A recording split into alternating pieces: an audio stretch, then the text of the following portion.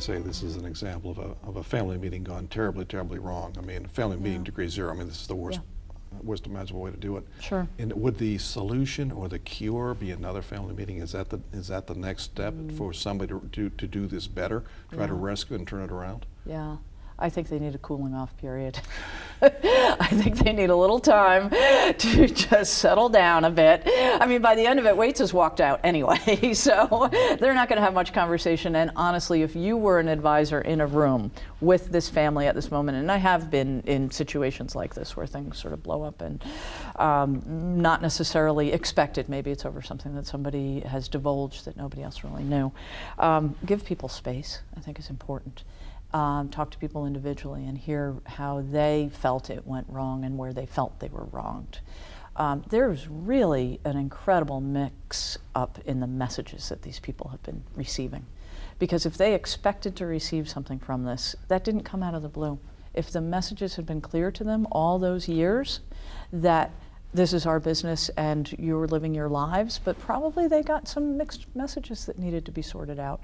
So I can't say that either I can't say that any one of them is entirely in the wrong, nor is any one of them entirely in the right. So you really have to sort of think about it that way.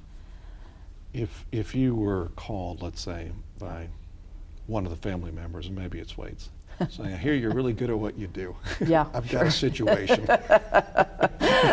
Right. And there was a video of the meeting, and you reviewed the meeting video first. Yeah. What would you do next if Waits were trying to engage you to fix this? Engaged me. I think we all have to figure out who we are right for and who's right for us. So I'd want more information. Frankly, I'd want to know what went on in prior generations in this family.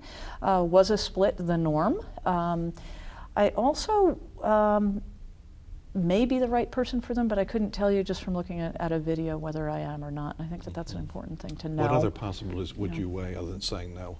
Yeah. What are the possibilities? What Certainly, if they were ready for it and if they could develop enough trust and had the resources, bringing a multifaceted team would really help, I think, in their situation in particular. I think there are some psychological and communication areas that are more acute than perhaps I would be right for. My background is more analytical and strategic planning. Frankly, I would go in there and I would wonder, I don't know whether I would discuss it immediately, but why would the children think that they were going to get something from the proceeds of sale when they were not shareholders? So I'm thinking from a governance standpoint, from the legal standpoint, they did not own any shares in this. So what gave them the expectation that they should receive anything from it? Maybe that expectation, and that's why I would want to work in tandem with somebody who has more of a psychological communications background. What messages did they receive over the years that this was going to be partly theirs financially?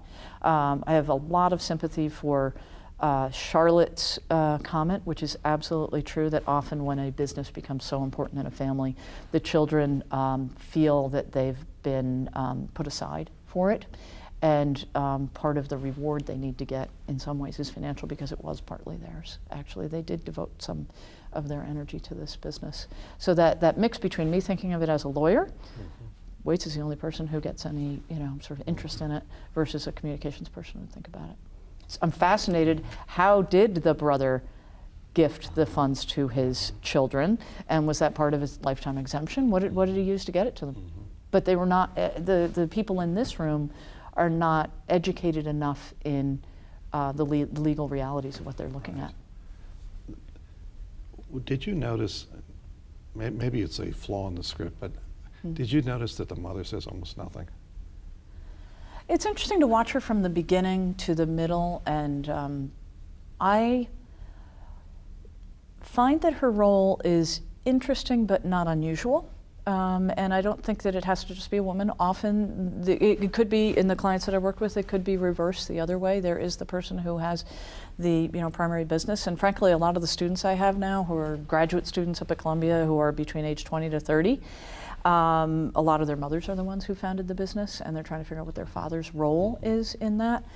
She may not say much, but the really telling moment is when she says, "Now it's my turn." And I think when she stands up there and says, for the first time, your father said, I get to decide, I think she has far more of a role here than anybody is sort of going to acknowledge. And taking that into consideration is really important. Once again, if you're an advisor being called in, you cannot ignore her. And I think that often that happens. Well, thank you very much. Sure, thank you, Phil. Enjoyed talking to Okay. you.